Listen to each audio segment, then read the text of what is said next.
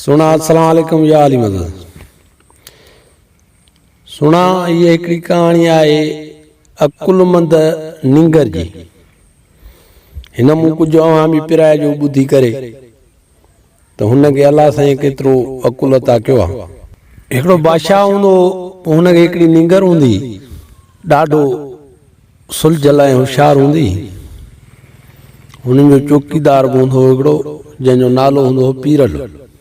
सुना कंहिं कम सां या मिटनि माइटनि ॾे या काॾे बि बादशाह ऐं उन जी घरवारी वयल हुया।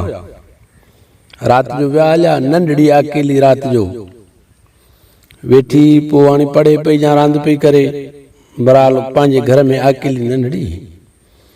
जंहिं महिल राति जा 10-11 थिया त नंढड़ीअ शीशे मूं ॾिठो त असांजे घर में त चोर टपी आयो आहे। चोर तमामु वेझो अचे पियो। नंढड़ीअ चोर ॾे निहारियो ई कोन त चोर जे लेखे त नंढड़ीअ ॾिठो ई न आहे, पर हिन ॾिसी वरितो। हाणे अहिड़े हिसाब सां हिन सोच कई त हाणे चौकीदार बि असांजो आहे दर ते। हाणे जे करे मां हिनखे चौकीदार खे पीरल खे सॾु कयां त ज़ाहिर आहे चोर त धको नी विझंदो, मूंखे वेझो आहे। हिते नंढड़ीअ छा कयो जो गुॾी हिकिड़ी हथो खणी हथ में करे ऐं चयां त दी गुॾी अच त तोखे मां पंहिंजी ज़िंदगीअ जो हवालु ॾियां ऐं ॻाल्हि ॿुधायां। हाणे गुॾी त कोन ॻाल्हाईंदी, गुॾीअ सां ॻाल्हाइणु शुरू कयईं। चोर हैरत में थी बीह रहियो, ॾिसां कहिड़ी थी ॻाल्हि ॿुधाए। चयां त दी गुॾी, मां त अञा हींअर नंढड़ी आहियां, वरी कुझु महीना साल हे गुज़रंदा, वरी वॾड़ी बि मां थींदसि, ज़ाहिर आहे वॾी थींदसि। वॾी थींदमि वरी बाबो पंहिंजे हिसाब सां परणाईंदो मूंखे। शादी करे जॾहिं किथे बि मां वयसि त ज़ाहिर आहे अलाह कंदो त वरी औलाद बि थींदो।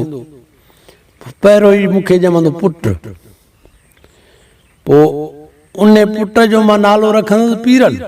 कीअं थी पोइ पीरल वरी ॿाहिरि वेंदो रांदि खेॾणु हेॾऊं होॾऊं। जंहिं महिल वेंदो निकिरी त वरी पोयों मां सॾु कंदीमांसि, ओ पीरल पहिरां सॾु निंगरी आस्ते कया, ओ पीरल सॾु न ॾींदो त पोइ वरी अधी ॾाढियां कंदीमांसि, वठी जो रड़ियूं कयईं, ओ पीरल त पीरल चौकीदार त रड़ियूं ॿुधियूं। चौकीदार अची पहुतो, अकुल ॾिसी चोर नंढड़ीअ जो ऐं पीरल खे जो ॾिठई त बेहोश थी किरी पियो चोर। हल बिना नंढड़ीअ कहिड़ो ज़हन वेड़ायो, कहिड़े हिसाब सां ॻाल्हि कयईं, कहिड़े हिसाब सां वरी पीरल खे घुराई।